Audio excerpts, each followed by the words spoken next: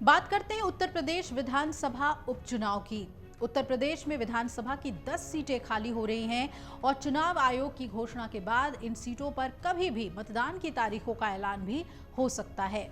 इस बार विधानसभा उपचुनाव के बहाने बीजेपी यूपी में फिर से अपनी धमक बनाए रखना चाहती है और इसके लिए पार्टी कमर कस चुकी है।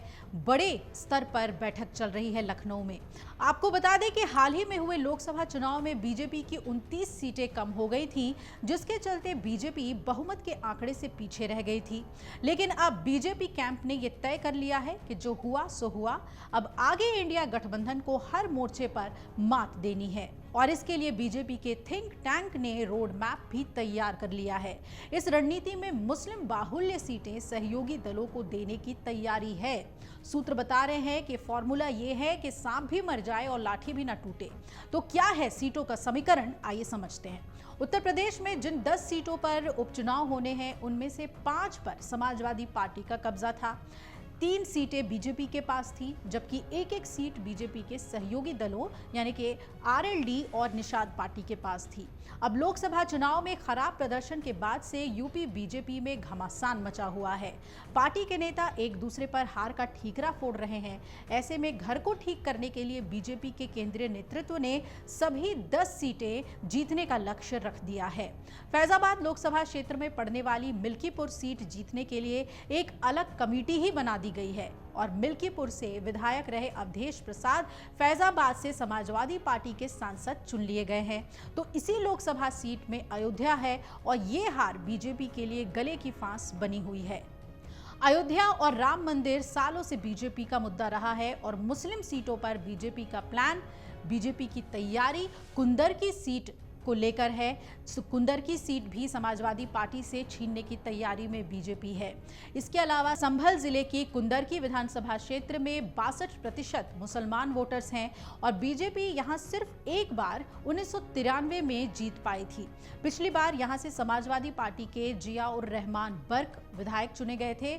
वो अब संभल से समाजवादी पार्टी के सांसद चुन लिए गए हैं और वो पार्टी के बड़े नेता रहे शफीकुर रहमान बर्क के पोते हैं।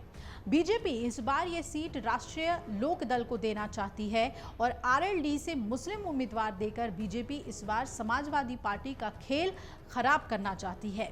इसके लिए बीजेपी का प्रदेश नेतृत्व समाजवादी पार्टी के 2 मुस्लिम नेताओं के संपर्क में भी है। यूपी बीजेपी के प्रदेश अध्यक्ष भूपेंद्र चौधरी इन दिनों उपचुनाव के लिए मजबूत उम्मीदवारों की तलाश कर रहे हैं।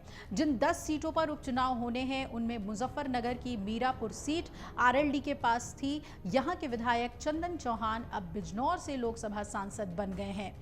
बीजेपी इस बार मीरापुर अपने पास रखकर कुंदर की सीट आरएलडी को देना चाहती है। वैसे जयंत चौधरी से बात अभी फाइनल नहीं हुई है।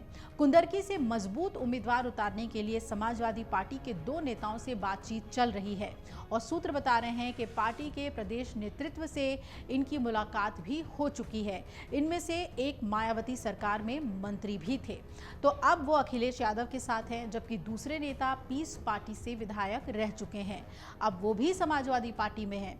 अगर इनसे बात नहीं बनी तो फिर बीजेपी अपना ही कोई उम्मीदवार उतारने का फैसला कर सकती है। अब ऐसे में सवाल ये उठता है कि बीजेपी जो कभी भी मुस्लिम प्रत्याशियों पर दांव नहीं खेलती है, क्या उपचुनाव में अपना फैसला बदल सकती है और एक नई रणनीति के तहत अपना प्रत्याशी तय करती है। खासतौर पे जो मुस्लिम बाहुल्य इलाके हैं वहां पर मुस्लिम प्रत्याशी को किस तरीके से बीजेपी उतारती है, अपने सहयोगी दलों की मदद लेती है और वहां से मुस्लिम प्रत्याशियों पर दांव खेलती है, ये देखना बहुत ही अहम होगा उत्तर प्रदेश के उपचुनाव में। तो क्या अब बीजेपी इतनी मजबूर हो गई है कि उसे भी जातीय समीकरण साधने पड़ रहे हैं और मुस्लिम बाहुल्य इलाके में मुस्लिम प्रत्याशी उतारना पड़ रहा है, ये देखना बहुत ही अहम है। अगर आप ये वीडियो YouTube पर देख रहे हैं तो हमारे चैनल को सब्सक्राइब करें और बेल आइकन को दबाना ना भूलें। अगर आप Facebook पर ये वीडियो देख रहे हैं तो हमारे पेज को लाइक करें।